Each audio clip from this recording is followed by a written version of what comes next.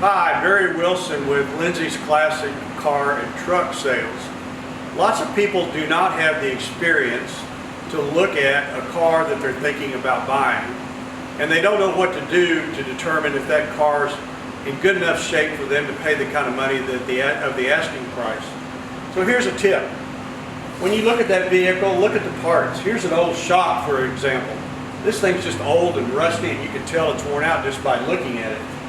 And the same thing for this steering linkage, it's greasy and old.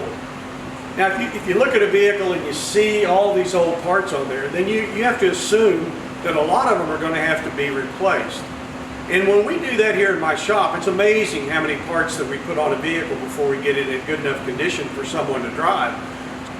It's a good idea to always look at the history on the vehicle and make sure that there's a long list of parts that have been replaced and you know exactly what's been done to that vehicle before you purchase it.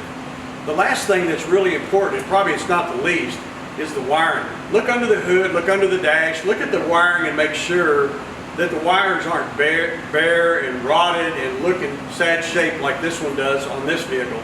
This entire wiring harness had to be replaced because the wiring was so bad.